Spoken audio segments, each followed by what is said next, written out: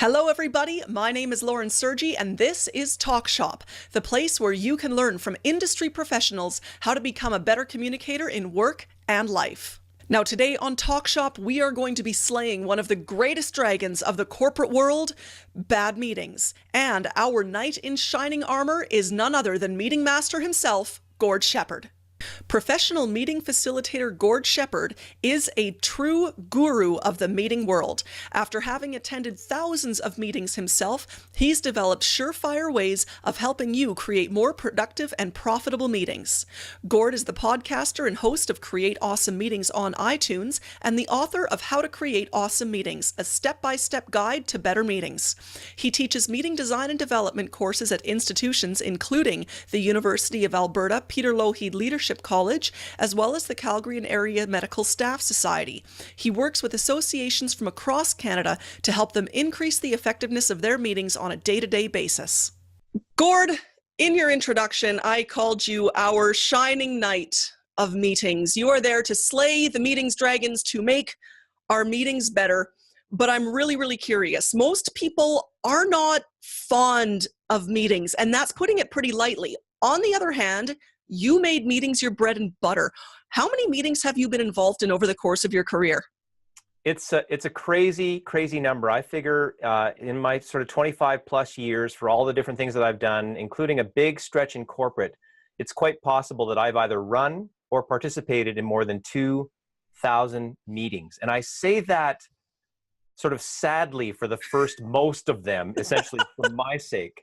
But it also gave me the inspiration to get to the point where I am now. And funny enough, when I give talks across Canada, I'll say, oh, I've been in 2,000 meetings. Some people gasp and they're like, oh my goodness.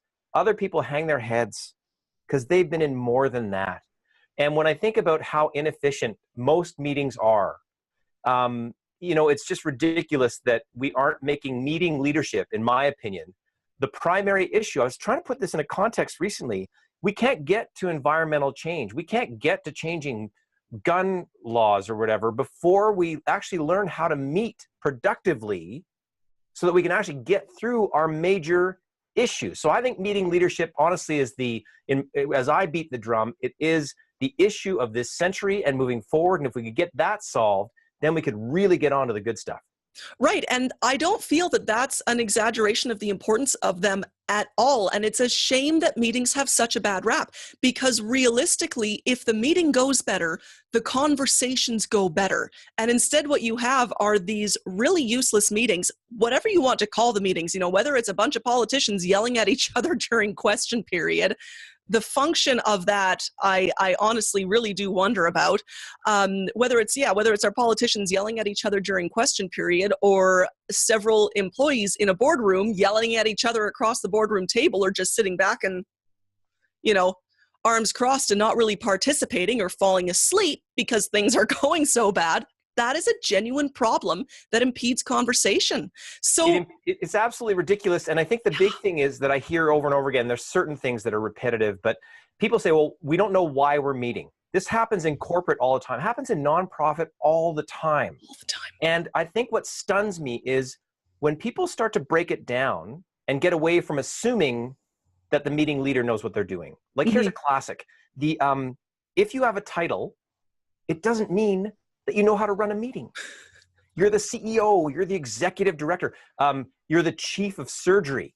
I mean, these are chunky titles. And what's assumed with what goes with them is that now you're the guy in front of now your team of 9, 10, 1,000, whatever that is. It's assumed that you know how to run a meeting, and yet people don't actually take the time. And in my opinion, it's not whatever. It's not years and years of study, not that you can't do that. I think it's sort of in the neighborhood of 6 to 10 hours to get some basic skills under your belt so that those guys that have those titles can really start to run better meetings and make them better. And the second part that I was going to say that comes up over and over again about the why are we meeting is that I believe that every meeting that you have, doesn't matter where it is, should be connected directly to your strategy. Now, I can tell you when I'm, giving the talks and when I'm, in working one-on-one, I'll say a simple thing.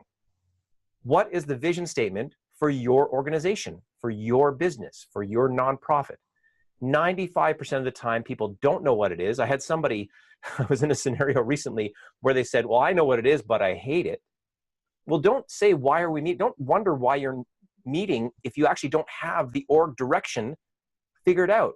But if you can figure out the org direction and connect it to every meeting, what it starts to do is we take it from an annual process where 4 or 5 key leaders get together and they cook up some scheme about their vision and their key objectives, and it gets it moved a feedback loop starting on a weekly basis, on a daily basis. The meetings are happening because then if you ask at the beginning of a meeting and you state the vision statement out loud, Mm-hmm. and then you get to the end of the meeting and say, did we serve that vision?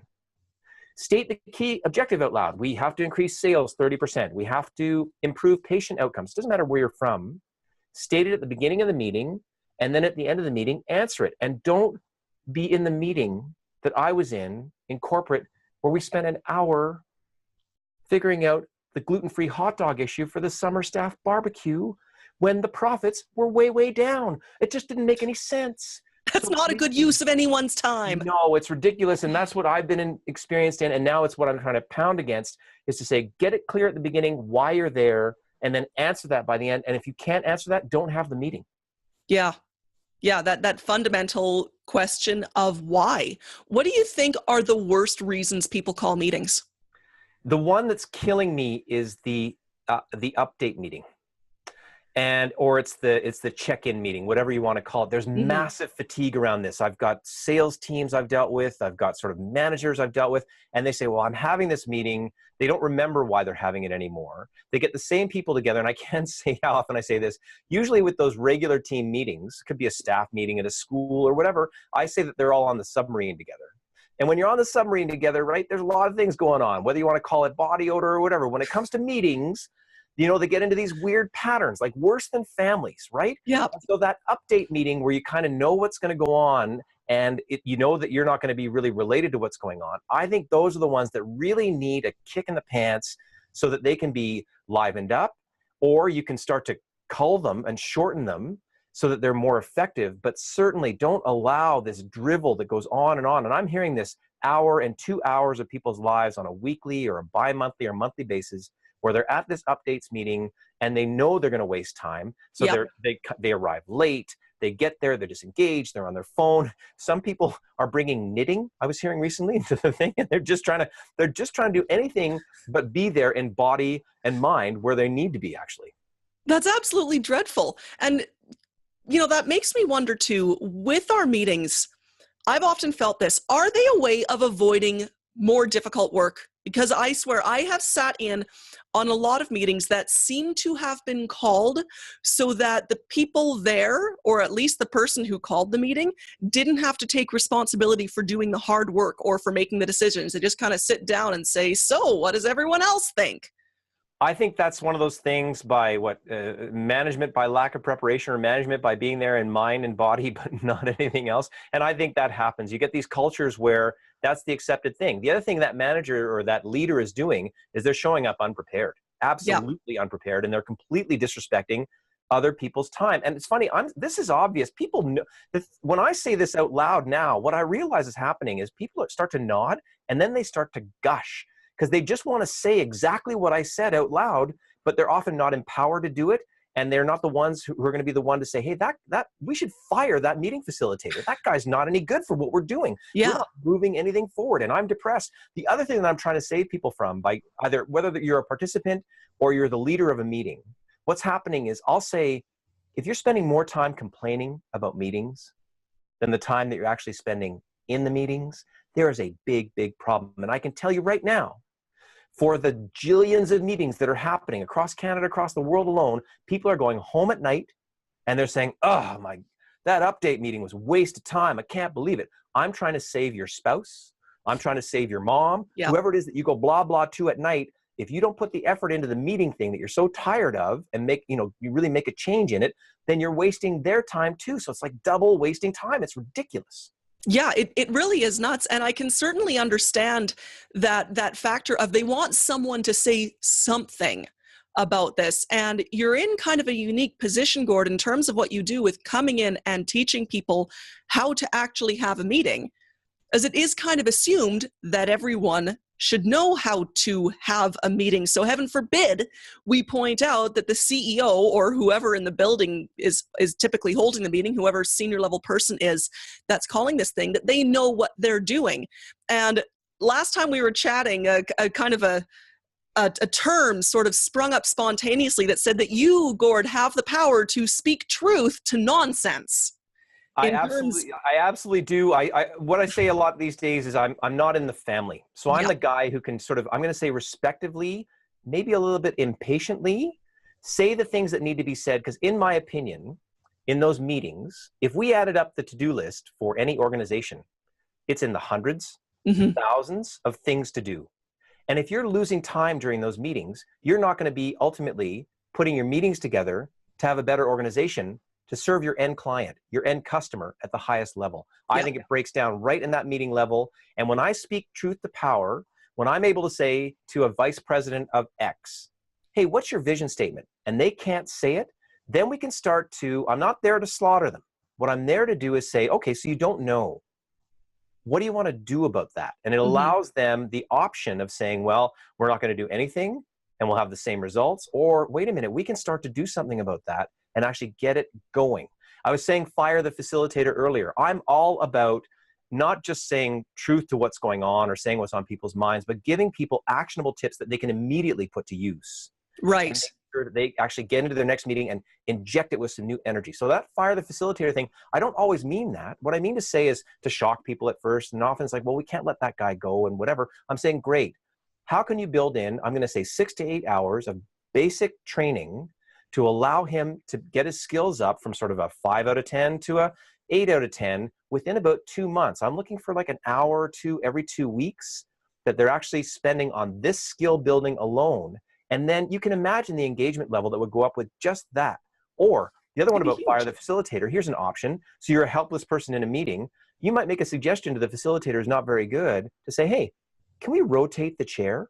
Wouldn't it be neat if everyone in here had a turn at running the meeting? At least then it gets that facilitator out of that role for just maybe a few meetings. Other people start to be able to demonstrate best practice or best behavior, and you start to share the burden. These are practical things that people can at least try to overcome that really poor facilitator thing as just one example of one of the aspects of meetings.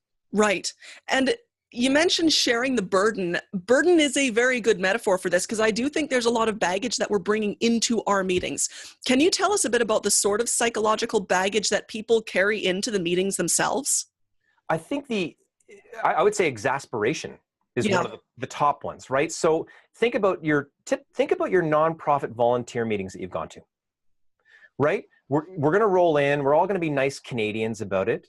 We're not going to really say anything. There was one time, a story I like to tell is I was a consultant doing a strategy session for a nonprofit group. And good consultant, you sort of sit there and like, well, it's 10 minutes into when we were starting and now it's 15 minutes late and going on 20. And this really nice board chair shows up. He's like 65 years old and he starts chit-chatting with the guys and there's 10 people in the room and good consultant, I should maybe just sort of sit there and, we'll start. Sorry, so he showed up 20 minutes in? He showed up 20 minutes late. This is the board chair. Okay. So then what happened for me, good consultant, I'm going to roll on with this, right? And shut up. There was something instinctive that happened for me that day. I stood up, I looked at this nice man and I said, you're late. You're talking about something that nobody in here cares about. And this meeting, if you added it up, is probably worth $2,000 an hour. What do you want to do about it? Now, I figured I'd pack my bags up and go then because I've insulted everybody and that sort of thing. But the reason I tell the story is this. The guy to his left, the guy they worked hard to get on to control all the finances, he went like this. He went, oh, thank goodness somebody said something. And that is exactly what's going on when I say exasperation. There's something where we're holding back. We know what to do often. Sometimes we don't, but we know what to do. The exasperation is there, but somehow we are complicit in going along and accepting what's happening. And so one of the immediate things that I'm looking for, back to a practical tip, is just simply put the word ground rules somewhere on the agenda, somewhere on the whiteboard, somewhere. Put it up and just in the first 1 minute of meeting, just say, what are the ground rules for our meeting? 1, what are we going to do with cell phones? Decide. Declare it out loud. Do we all agree? Great. If there's a fight, what are we going to do? And I usually say, make sure that, on the ground rules say one person speaks, it's about the issue, not about the person. Well, suddenly you said three very powerful things that start to align the behavior and allow them to get away from exasperation, give them an open forum about their best suggestions about how to make this meeting better, because they're usually different a little bit here and there, and they get things moving forward. But I think the psychological baggage really that you're alluding to is this exasperation, or sometimes people are following along just to survive, and they're not contributing. So they're in a position, culturally in the situation where they're not bringing their best piece forward.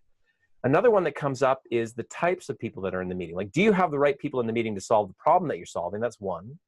The second thing is introverts and extroverts. Now, I'm an extrovert, so I always am one of the guys on the blah, blah side, and I probably blah, blah too much when I'm in a meeting. The introverts are not being optimized. And when I say that, we're bringing that in. They're just used to being quiet. It's actually a nightmare for them to speak in public. There's a wonderful TED Talk by a woman named Susan Cain, and she runs quietrev.org. And she, as an introvert who now speaks about introverts and the power of introverts, she says, in these meetings these days, often we're getting the best ideas and the best talkers, not necessarily the best ideas. And when I hear that and we say, well, then who is in the room? And what's the best way to get the best out of each person when they're there? So there's more baggage that's coming in. Plus, if you look at someone like what Susan Scott says, Susan Scott, at Fierce Inc., who wrote a great book called Fierce Conversations, she talks about competing realities. So quite literally, someone in a meeting can say something, and you're going to get 6, 7, 8 different reactions. They're going to all hear it in a different way. It's a complex setting, and to not acknowledge that complexity, and then at least have a strong leader who's ready to kind of deal with that and maneuver it, take the time to really prepare it, we're going to keep getting these mediocre results that we're getting right now in many, many meetings. Right. And it keeps coming back to that notion that dealing with meetings, running a meeting is a skill, and it's often a skill that needs to be taught. It's the same sort of assumption that I come up with the public speaking training. People think that they should just be able to talk, that they should just be able to do this, that it's a natural skill. It's not. And the natural knowledge, the knowledge of how to hold a meeting isn't something that's inborn into us. It's not like walking, right? I've been in university settings. You're exactly right. I've been in university settings where I'm teaching 60 students at a time, this kind of, and what I get feedback from the students afterwards, they've been through a business school. I did my MBA. I didn't get taught any of these skills in the MBA. I would say it should be in an MBA. It should be in at least an undergraduate setting in a business school, if not in most programs. I think it's one of these sort of critical things, and I think it probably could be introduced at the high school level as an example. But again, this assumption that people are going to go out and they're going into these leadership roles and they don't have these basic skills that they need. And it's just my hope to amplify this even more, because I know that if we drop this pebble in the pond, when I know that you're doing your great work on helping people with the presentation skills and they get those things in, they're going to amplify. When these meeting skills get put in place, it's massive organizational impact. One of the key cornerstones that I teach about, for example, and maybe I'll ask you, do you have a mentor? Yes, I do. I have a couple. What's that experience like for you? It completely shortcuts the amount of flailing that I need to do when I'm confronted with something new or something that I don't understand, or when I need to talk out a problem. I'm so glad you put it that way. It shortcuts the flailing. Yeah. One of the things I want to do from one-on-one mentorship is I really advocate for meeting mentorship. Someone within your organization is really good at running meetings. Well, you get the guy that's a poor facilitator, and what you do is you bring that meeting mentor into the situation. They come in for one meeting. They observe the poor facilitator at work, and then they go for coffee afterwards in this first step, and they're able to then, he can give notes back to the facilitator. The second step of this really quick process that I'm looking for within any organization is for then the meeting mentor to run the next meeting.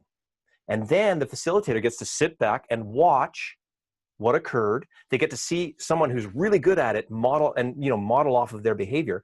Plus, when I get hired to facilitate, and I do all-day strategy sessions, and they're energetic and they go well and all this kind of stuff. When I get hired, one of the feedbacks that I get from senior leaders who are usually running the meetings, they're like, wow, I got to sit back and watch my team.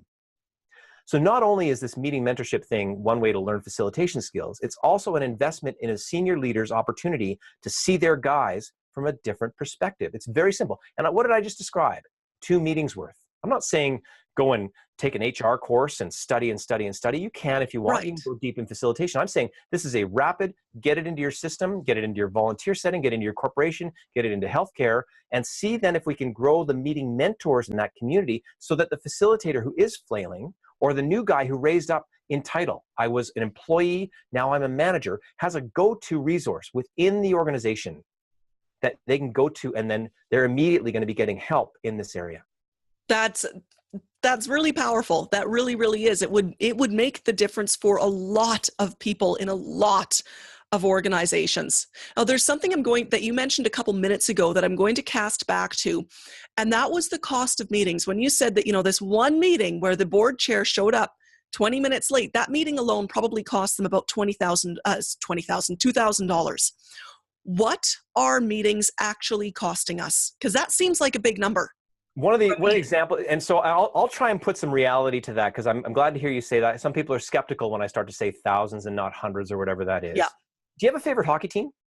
Oilers. Yay, Oilers. I'm an Edmonton girl. Here's the thing.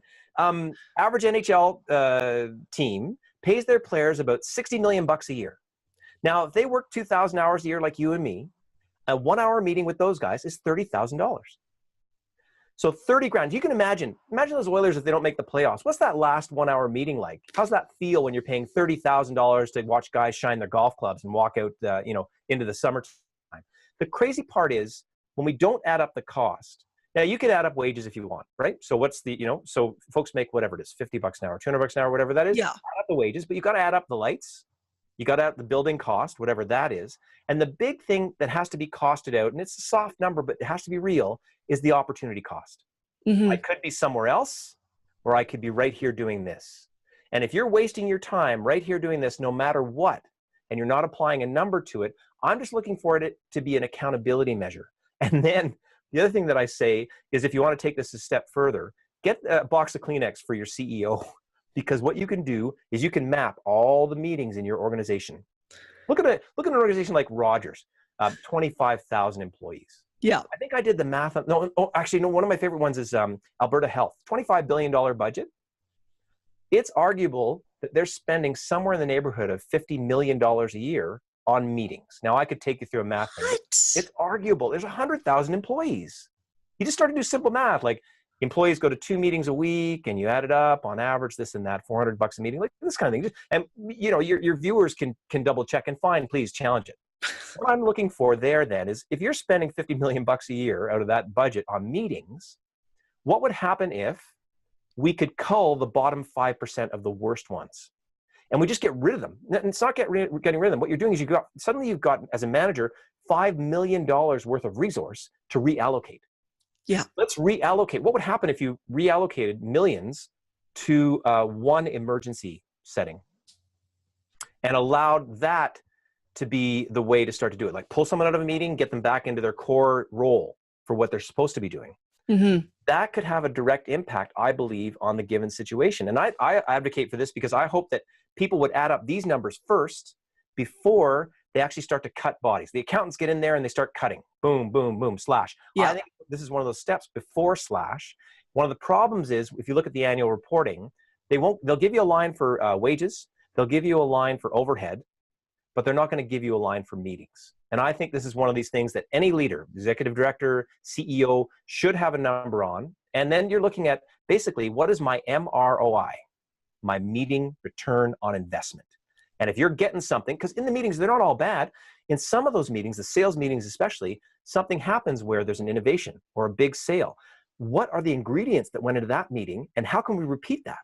Right? Because it's not all bad. So what can we do on that side as well? It can be an investment. So it's just really looking at it in a different way, and not in this tired way where it's just like, oh, I got to go do this thing again. Right. And that idea of adding up the time cost, I think, is really, really big. The opportunity cost is huge, of course. What else could we be doing this? But in terms of the bean counting, that hourly time cost, just in terms of who is in the room, the numbers immediately start flying up, and wow, they're high. Because when I've worked with meetings and have organized meetings myself in the past, usually when we say meeting costs, we're looking at things like catering. How much did that morning coffee break cost us, but not in terms of things like the hourly per person cost of their time. And I really think yeah, if nonprofit wants to reform, I think you have to put a number on nonprofit volunteer time. yeah, And what happens is the high functioning nonprofit volunteers, they've all come from accounting, medical, HR. They are in the room. They've already been doing this for 30 years often. And, if they're in that 50, 60 zone and whatever, they're used to running the efficient things. Put numbers on things. And at least it might be one of the ways for somebody in the room to create some accountability around being their best, again, as a leader or a follower in a meeting situation. yeah. Now, within your work, speaking truth to nonsense, as I just love that term, I'm keeping it. One of the truths that you bring up is that we are burning out our best people in too many meetings. How many meetings do the attendees in, say, your workshops typically sit in? When I'm in the room with, say, a group of healthcare leaders, or I'm in the room with a group of engineer types, one of the things I like to do, and maybe we can just do this right now, I'll do it with you. Throw your hand up if you're in 1 meeting per week. Yeah. Now keep it up if you're in 2 meetings per week. Now play along with me. Keep it up if you're in 3, 4, 5, 6, 7, 8, 7. So you're at 7, right? Yeah. And that's in your business and your role.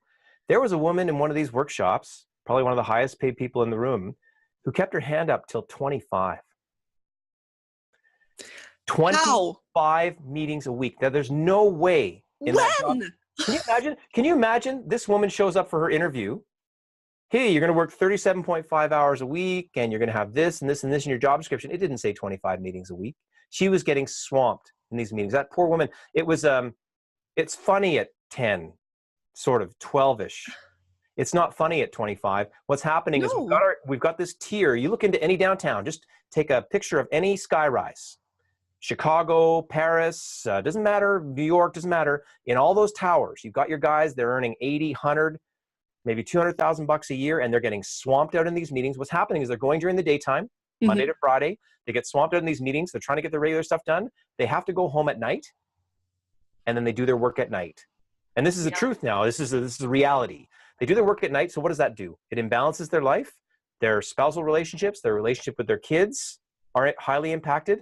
They're very unhappy. They can go at that pace for what? 2 months, 3 months, 6 months, 18 months, and then they're gone. You've lost your best guy. But your best guy is an A-type, and he couldn't admit it. Yeah. So now, instead of going to him and going, how many meetings are you in a week? I had a situation, here's one. Project manager at downtown Edmonton bought my book, and he was inspired by it. He went to his boss, and he said, why do we need to meet for an updates meeting once a week for an hour? And she said, well, we've always done it that way. And he said, well, can we meet every 2 weeks? And she said, well, reluctantly, she said, yeah, okay, we'll try it. And they did it. So now they're meeting twice a month instead of 4 times. She did it with all her other project managers. Now she got a day a month back into her life. That's from huge. One adjustment. Massive. Can you imagine as a senior leader getting a day back into what you're doing? Then suddenly those special projects start to look more attractive because they're not extra.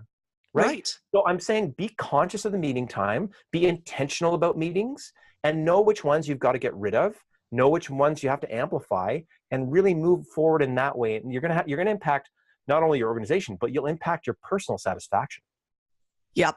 That would make a very big difference. And in terms of the timing of the meetings, like once again, for this woman who was 25 meetings a week, let's average the meetings out for an hour, because that feels like about the amount of time that most people schedule a meeting for. There's the time to get to it, the time to come back from it, the time to mentally prep from it. Even just even if it's in the same building. So you take 5 minutes to get from the meeting room back to your desk, and then you sit down at your desk, and it takes you another 5 minutes of just blah until your brain can get on the next task. That number is staggering. And yet look at how quickly you can cut through this. Yeah. I'm not talking about doing a big study. I mean, like in your head, do some quick math, acknowledge it, and then deal with it. And deal with it like today. Like anybody watching this right now, and I say this when I'm in the room with the clients, I mean, do it right now. There's nothing to wait for this type of thing. It's low-hanging fruit. And you will gain so much momentum if you're able to get things moving forward in a much more efficient fashion. And when I say do it right now, here's one for you. On the Create Awesome Meetings podcast, a guy named Larry Schwenneker I interviewed, senior guy running a $500 million portfolio. You know what he would do? He would lock the door when the meeting started. 9 a.m., lock the door. One time, his boss was late for a meeting. His boss pounding on the door. Did he let him in? No. How many times did that happen? One time. Did Larry get balled out for it? He sure did. But guess who did that afterwards? His boss. That is a rapid tool. You do it quickly, and then you don't have to go through this, oh, why are people late all the time? Like, just cut it off. Go through a little bit of pain and move that forward, and you will energize, you will ignite people. If they see, they'll follow, they'll get in line a lot faster. You'll get a lot more done. Right. It's very true. And it's actually one of your truths that, you know, that this notion that people think that it's okay to be late for a meeting. It's not. Lock the damn door. Lock the damn door. Make sure people are going in there. And really what are we looking for here? It's all about behavior change and accountability is where you're headed. Some people are going to resonate with the locked door. Some people want to resonate with the costing issue. Some people want to resonate with the why issue. Another piece that I think people need to resonate with is if you can't get a why from your boss or from your workplace, you have to think about your own why. Why are you there? And are you willing to sort of, put up with the negative contribution that you're making? Let's say, you're having a hard time with that kind of thing. And where I look for things there is, can you find your own inspiration? And one of the stories I like to tell there was a woman, when I worked in a corporate setting for a long stretch, maybe too long, there was a woman that was quiet. She'd be in these meetings, these staff meetings that I was in. I didn't really know her, didn't make an effort to get to know her. But one time at a Christmas party, I had a chance to chat with her. And it was this great eye-opening experience. I found out that on a very modest salary, this woman who had been in all these meetings, she sent more than half of it back to another country. She built a house for her parents. She also put most of her cousins through post-secondary education. Wow. This woman was sitting right next to me in a meeting. What I'm saying is, let's get out of the, oh, somebody's late or somebody's using their phone, and start to think about, wait a minute, that person's a great mom. That guy's a great hockey coach. That person takes care of their parents back in another country. Find that reason to be accountable. Find that reason to make yourself be on time. Don't allow yourself into that thing. So grapple onto something, find your accountability. The awful part is salaries don't make people accountable. It just doesn't work. So this is why I'm looking for these other reasons to find some situation where we actually start to invest and be accountable for our behavior, especially around being late. Connect with the human in the room and be there for them and respect them as a human, not just as a title or a position. And don't fall into someone who's dragging you into a meeting. The old habits are what are killing us, right? We get into that old sort of rhythm, and you've got to be able to break up the rhythm. One of the things that I say for facilitators is have somebody introduce you during a meeting. And they're like, what do you mean? I just started talking. I'm like, no, you want to actually give somebody a different look or a different feel when you're leading a meeting, or be prepared to give some anecdotes about yourself. I spoke to someone recently, they're like, well, I don't really like to talk about my personal life. And then I'm like, well, what do you get excited about? She goes, well, I really love coaching. I'm like, oh, that's great. And who do you love to coach? And suddenly she's got this great story. I'm like, do you share that with your staff? She's like, no.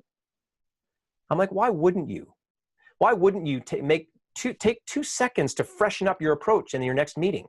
Again, whether you're the leader or the follower. These are simple igniters, right? But try it out. Get it going in your next meeting. You've got a great meeting truth. Our meeting pain tolerance is too high. Tell me about that. You can imagine in our regular cultures. Yeah. So I was in a education scenario where they were talking about, I said this strategy piece. I said, what is your vision statement for the whole organization? And they were like, I don't know. And then someone said, well, it's this, but we don't like it.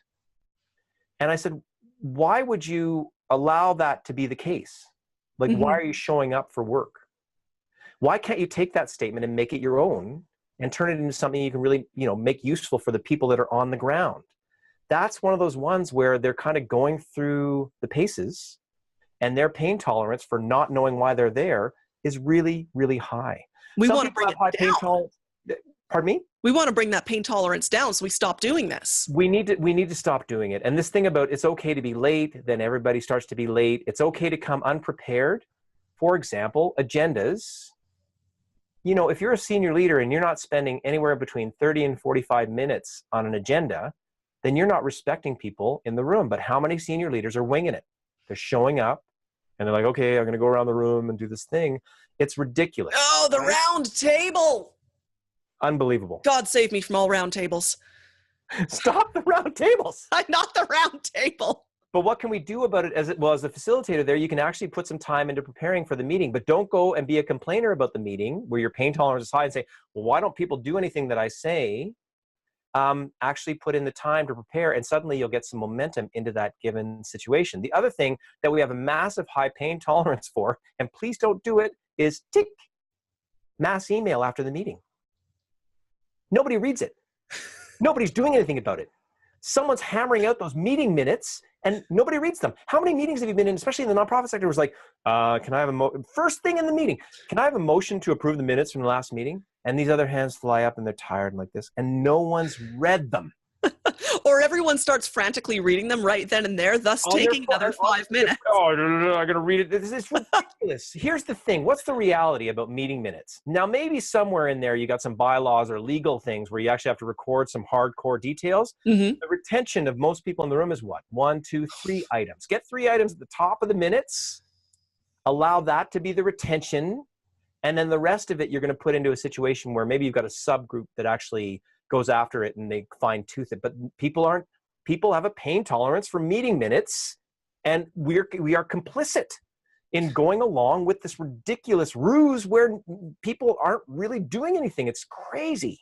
It really is nuts. So you've got a lot of meeting truths that you have laid out. I'm going to link to that section of your website in the show notes, in the show description. Super. There's one more truth that I want to address. Bad meetings hurt our clients. What are we doing to our clients? Like, never mind ourselves within the organization, our clients, by holding these meetings. I'll start at the phrase that I like to dig into this area with. What would happen in your next meeting if you treated everyone in the room like they were your best customer? You know how to treat your customers, right? Mm-hmm. Or people say they do. Why then, what if we started to do that with each other? What kind of ripple effect would that have by the time you started treating your customers? Yeah. This is just how we treat each other. So that's, of course, how we treat you. I think everything that happens in an organization happens in a meeting. So if the meetings are going poorly, that's your canary in the coal mine. Yeah. Right? The poor little canary is either singing a big song or he's dead because that meeting is really, really poor. And then when you add up all these meetings that take place within an organization, which are necessary to make it run at all, if they're not running well, there's no chance. There's not even possible to serve your client, your customer, your whoever at the highest level. So yes, definitely, that meeting counts. Every meeting counts. And if you can make each one count and you start to get into that mood, and imagine you bring that customer service level to each other, imagine what would happen there. And so by the time you get to the end guy, but typically what's happening is these meetings are breaking down, and that's a big part of the food chain of start to finish of by the end customer not getting great service. Right. It's a hard truth and a very, very hard one to acknowledge. I definitely recommend that everyone watching, listening to this, do check out that link on Gord's 10 meeting truths. They are eye-opening and very challenging, really challenging to the assumptions that we have about our meetings. So Gord, you are the guru of fixing meetings. You wrote a great book, How to Create Awesome Meetings. I've been through it. It is fantastic. You've got a really generous offer with that book. Tell us about that. There's an opportunity right now where you can get it for free. You just pay a little bit of shipping, and it's one of those things where you'll get a copy of the book. It's one of those, and it's one of those books that I think is really it's going to have something in there that you can put to use right away, because you can hear the practical way that I speak. That's the way the book is written, and you can make sure you get in there, just sign up for it, and it'll get shipped out to you right away, and you can just put it into action. And the thrill that I have, and what I always ask for, no matter whether I'm speaking to people like yourself or I'm in a large group or whatever, if something happens from watching this or from reading the book, and you got a good result, just fire me a quick email. I'd love, Gord@createawesomemeetings.com. I'd love to get the feedback back and say, you know what, that one thing, it made things way better. Just like that project manager who suddenly went from a meeting a week to one every 2 weeks, and that other manager got something back. This is the ripple effect that we have. And the crazy part about facilitation and addressing this issue, and the reason that I'm hopeful, is that we can't have enough facilitators. There aren't enough facilitators. So any facilitators out there, go do more of this. Go pick up whatever resources you have and influence your communities in the right way, because it's one of the biggest problems that we have. According to businessinsider.com, just one more stat before we go, is there's $37 billion lost every year due to unproductive meetings in the United States alone.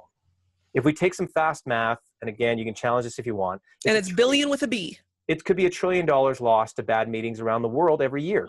$1 trillion. Now, if it's a $100 trillion economy, imagine 1% of the economy being lost to something that we're really supposed to have a lot more control over. My hope is that your audience will join me in changing the world one meeting at a time and get a few of those $1 trillion back, like today, like tomorrow in your next meeting.